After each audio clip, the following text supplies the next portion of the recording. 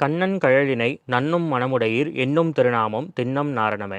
தினமலர் ஆன்மீகம் சேனல் நேயர்களுக்கு எனது அன்பு வணக்கம். சாத்திரம் தெளிவோம் நிகழ்ச்சிக்கு உங்களை வரவேற்கிறேன்.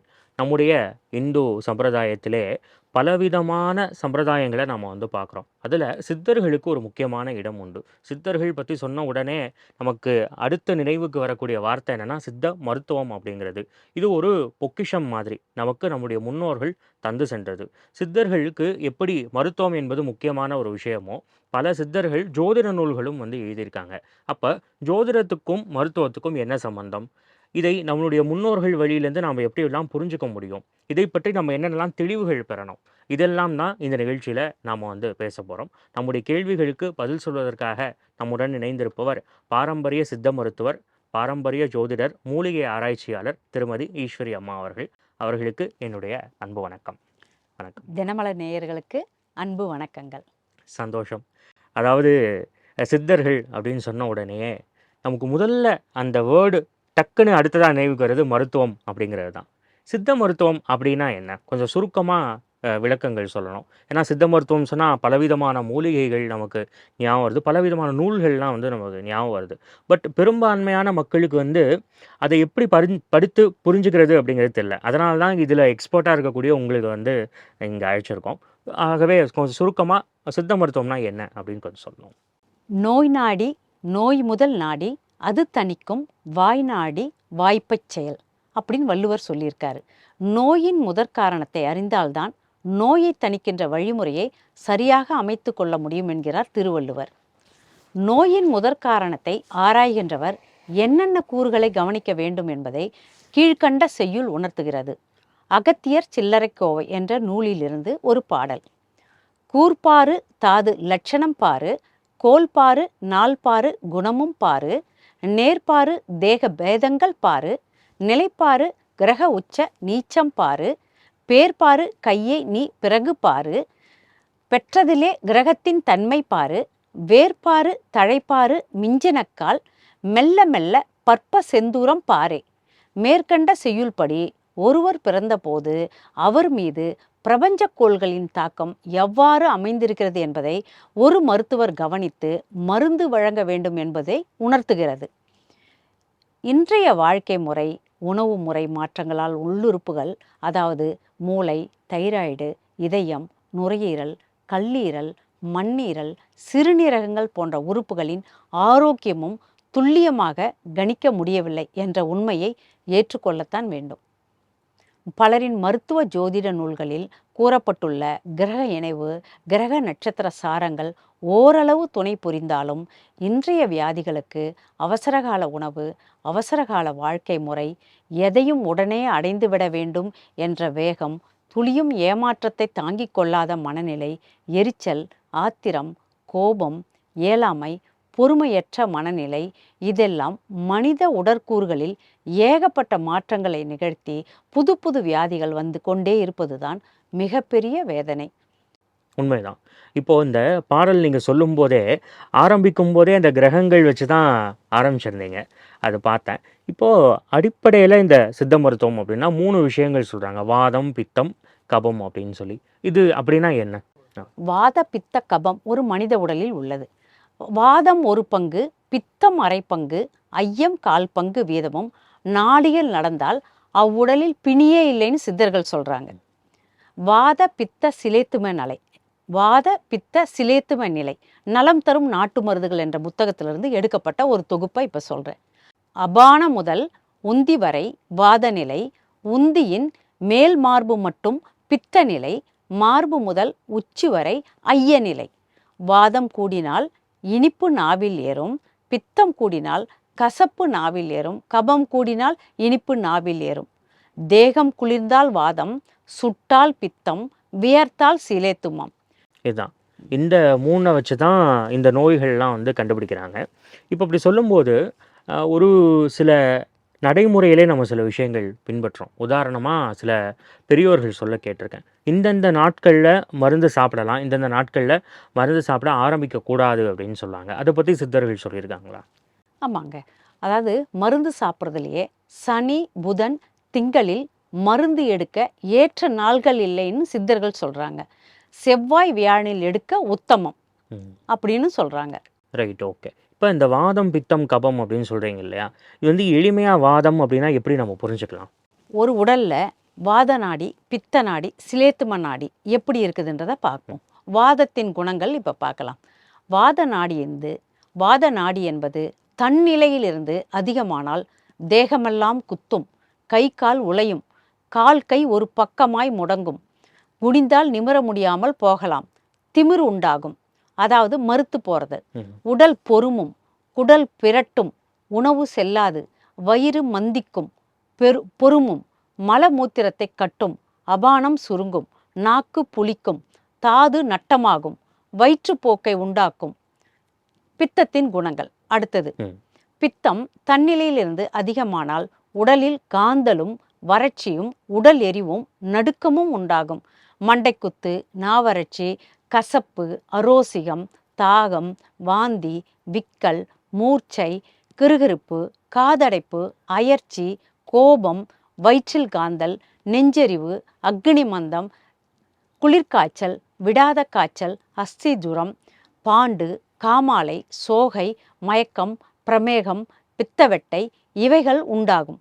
மற்றும் விழிகள் சுழன்று குழி விழுந்து இருண்டு வரும், நீர் மஞ்சளாகவும் சிவப்பாயும் இறங்கும். அடுத்தது சிலேத்துமத்தின் குணங்கள். சிலேத்துமம் தன் நிலையை மீறினால் உடல் வற்றும், வெளுக்கும், குளிர்ந்து நடுங்கும், அன்னம் செல்லாது, விக்கலும், ஒருவித வாந்தியும், இருமலும், மேல் மூச்சும், திகைப்பும், வியர்வையும், சயமும், ஈழை முதலியன உண்டாகும். நெஞ்சு விலாவு வலி, இரத்தம் கக்குதல், நாவில் வழுவழுப்பும், தித்திப்பான சுவை, வாயில் நீர் ஊறுதல், நீர் சிவந்து இறங்குதல் முதலியன பிரச்சனைகளும் உண்டாகும். ரைட். இதெல்லாம் வந்து நம்முடைய சித்த மருத்துவத்திலேயே சொல்லப்படுது இல்லையா? சித்த மருத்துவத்தின் அடிப்படையாக இதுதான் சொல்கிறாங்க, வாதம், பித்தம், கபம் அப்படின்னு சொல்லி. இப்போது இன்னைக்கு இருக்கக்கூடிய மருத்துவத்தில் பொதுவாக என்ன ஒரு வியாதி வந்தாலும் ஃபஸ்ட்டு வந்து நம்ம டெஸ்ட் எடுக்க சொல்கிறாங்க. யூரின் டெஸ்ட்டு, அதே மாதிரி ஸ்டூல் டெஸ்ட்டு அப்படிங்கிற மாதிரி, அதேபோல் சலைவா இதெல்லாம் வந்து டெஸ்ட் எடுக்கிறாங்க. இந்த மாதிரி பாரம்பரிய மருத்துவத்தில் உண்டா? சித்த வைத்தியத்திலையும் மலப்பரீட்சை, ஜலப்பரீட்சை எல்லா பரீட்சையும் உண்டு. அந்த காலத்திலே செய்திருக்காங்க.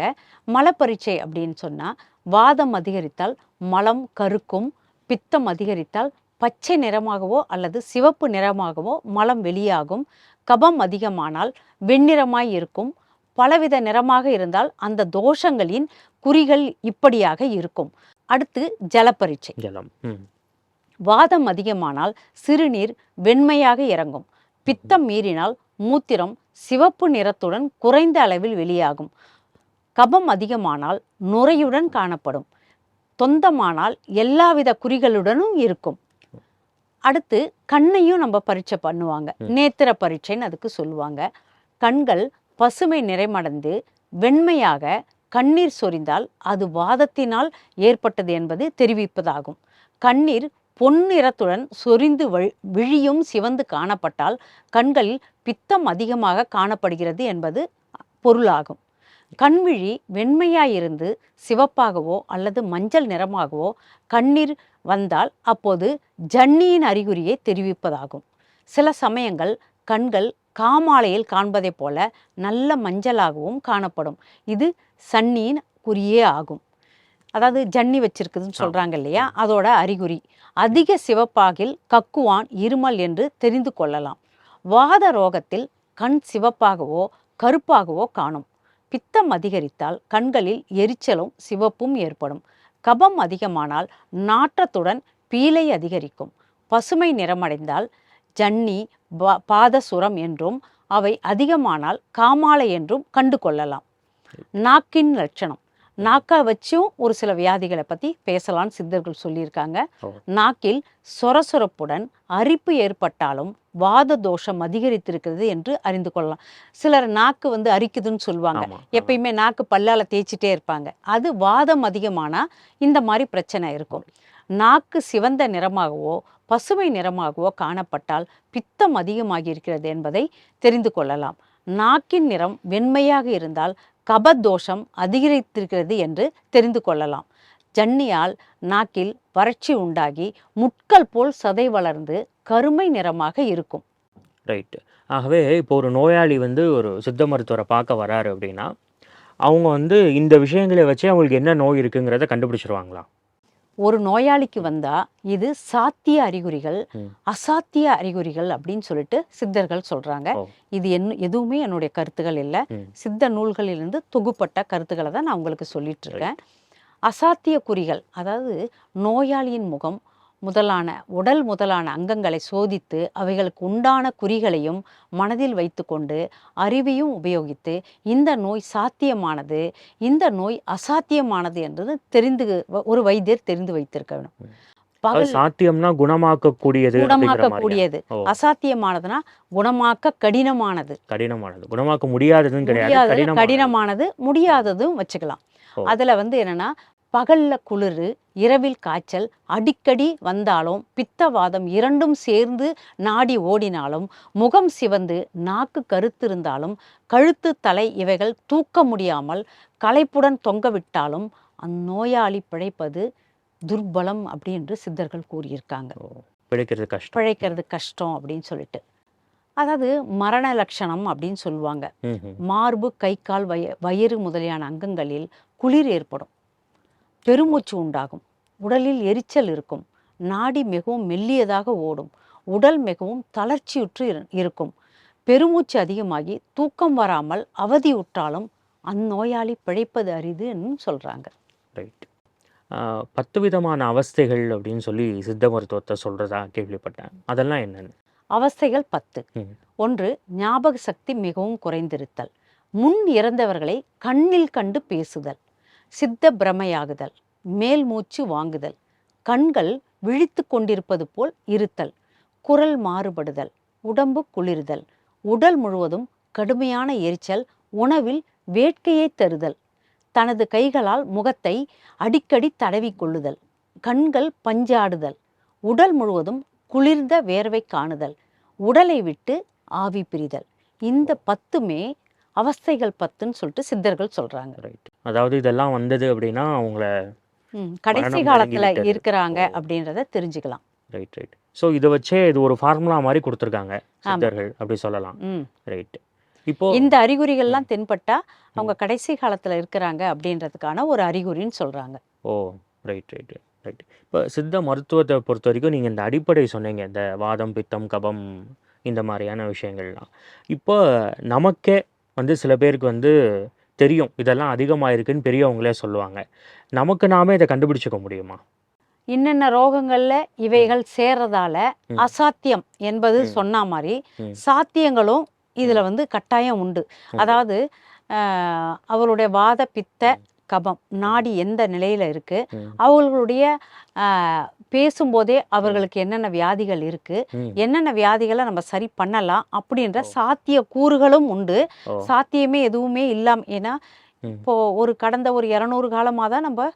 அலோபதி மருத்துவத்தில் இருக்கோம். ஆமா. அதுக்கு முன்னாடி எல்லாம் மலை மேலே இருந்து மரம் மேலே இருந்து விழுந்தாலும் தசை ஒட்டி, எலும்பொட்டி அப்படின்ற மூலிகைகளை வச்சு நமக்கு ம். சரி பண்ணியிருக்காங்க. இன்றைய காலகட்டத்துக்கு தகுந்த மாதிரி இன்னைக்கு இருக்கிற வசதிகளை பயன்படுத்துறதும், பழைய கால மருத்துவ முறைகளை பயன்படுத்தி நம்ம எளிமையான முறையில் வெளியே வர்றதுக்கான சாத்தியக்கூறுகள் நிறைய இருக்குது. ரைட். ஓகே. ஒரு பேசிக்கான ஒரு சில இன்ட்ரோடக்ஷன்ஸ் ம். விஷயங்கள்லாம் சொன்னீங்க. ம். இது தொடர்ந்து சித்த மருத்துவம் பத்தியும், அதுக்கு ஜோதிடம் தொடர்பான விஷயங்கள் பத்தியும் அடுத்தடுத்த வீடியோல பார்ப்போம். அதுவரை நன்றி, வணக்கம்.